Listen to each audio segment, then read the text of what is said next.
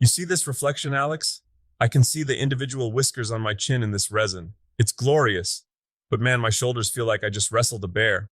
You've been at that for 3 hours, Tiger. Pretty sure the bear would have given up much sooner. It looks like glass, though. Honestly, it's a bit intimidating. I've always been terrified of epoxy because of the finishing. It feels like one wrong move and you've just got a giant, expensive piece of blurry plastic. And that right there is the hurdle. Everyone loves the pour. The pour is sexy. The swirling pigments, the liquid look. But the finishing? That's where the men are separated from the boys. Or more accurately, the patient from the I want it done now. Here's what I wish someone had told me 10 years ago. Polishing epoxy isn't a step. It's a marathon. Okay, let's lace up the sneakers then. If I'm a beginner and I've just cured my first river table or coaster and it looks all lumpy and matte, where do I actually start? Because right now, mirror shine feels like a fairy tale. The first phase is what the pros call flatting. You've got to get that surface perfectly level before you even think about shine. The part they leave out of the YouTube tutorials is that if your surface isn't flat, your polish will just highlight every ripple like a magnifying glass. Wait, hold on. So I shouldn't just jump in with the fine stuff? Absolute recipe for disaster. Let's just say I paid tuition on that lesson back in 15. I spent 4 hours with 2,000 grit sandpaper wondering why it still looked like a topographical map of the Ozarks. So you were trying to polish the bumps. Bold strategy. Terrible strategy. You start coarse. We're talking 120 grit, maybe 180 if your pour was really clean. I like the Mirka Abernet discs, those mesh ones. They don't clog as fast.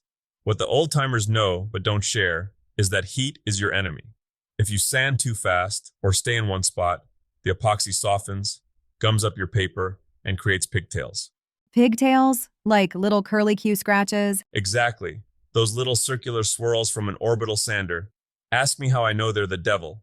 You think you got a perfect finish, you go to the next grit, and suddenly, bam!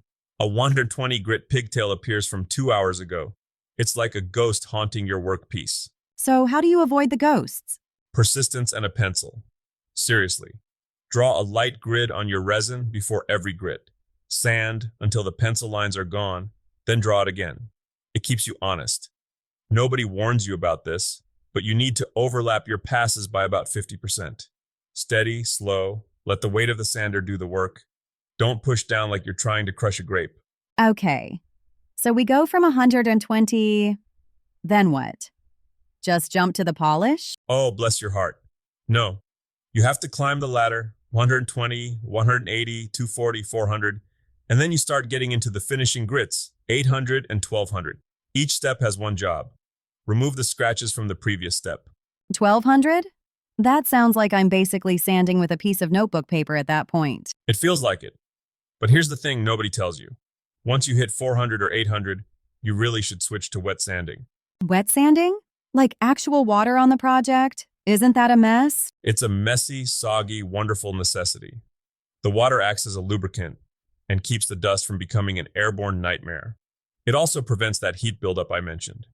If you do it right, by the time you finish with a 1200 grit Galaxy disc or something similar, the epoxy will have this soft satin sheen.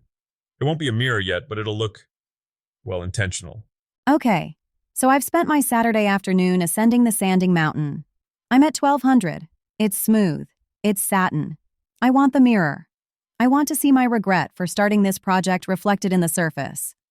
What's next? Now we enter the world of compounding.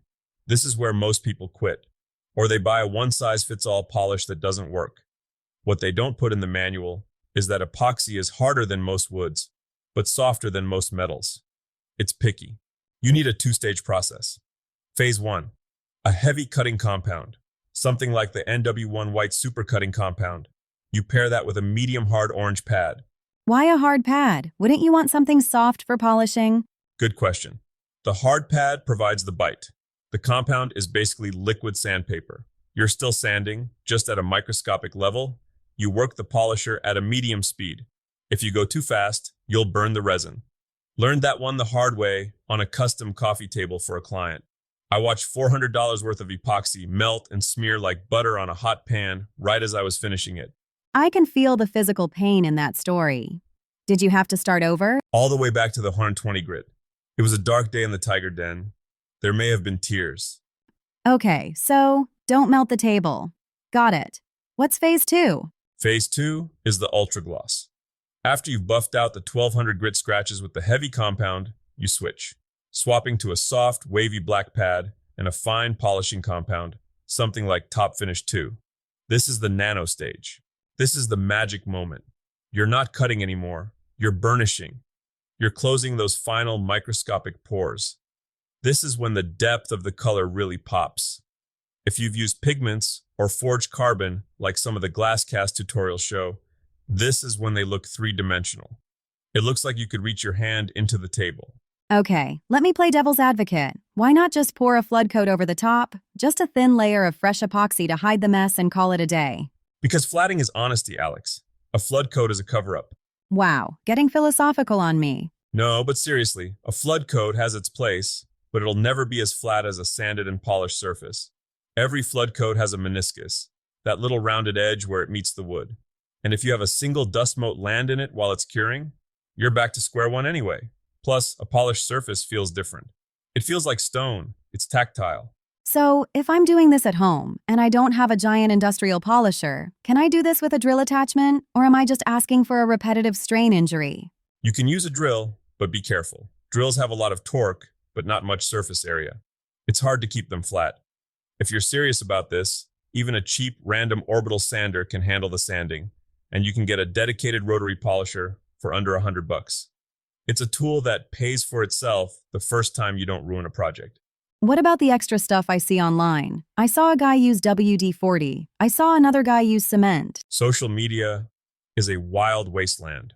I've seen the WD-40 trick. It's a temporary fix. It fills the scratches with oil so it looks shiny for the camera, but as soon as you wipe it off or it dries out, the scratches are back. It's a parlor trick. As for cement, well, that's a whole different aesthetic. If you want a mirror finish, stick to the chemistry of the compounds designed for it. Epoxy is a polymer. It wants to be treated like an automotive clear coat. That's a good way to think about it.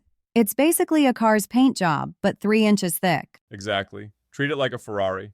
My workshop is more of a 2004 Honda Civic vibe, but I hear you. So give me the Tiger's Pro cheat sheet, the things I'll forget when I'm actually covered in white slurry and resin dust. All right, here's the master list. First, cleanliness is godliness. Between every single grit, wipe the piece down with a fresh microfiber cloth. If a single grain of 240 grit sand stays on the surface while you're using 800 grit, you're just sanding deeper scratches into your work. Second, change your paper often. Don't be cheap. If the paper is clogged, it's not cutting, it's just heating up the resin. Third, use a light source from the side. Don't look at it from above. Get a shop light and angle it low across the surface. That's how you spot the ghoster scratches before you get to the polishing stage. And finally, don't chase perfection in one go. If you're getting frustrated, walk away. Epoxy can smell fear, Alex. It really can. I've felt it judge me.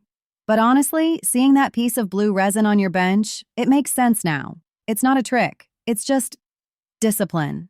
That's the hard truth of the shop. Everyone wants the result, but the heart of the craft is in the boring parts. The sanding, the wiping, the checking.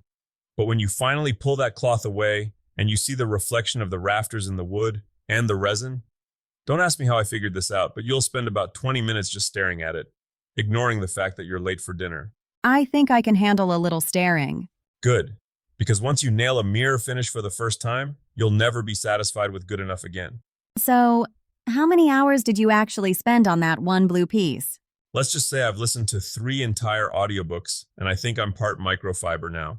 Oh, worth it. Absolutely worth it.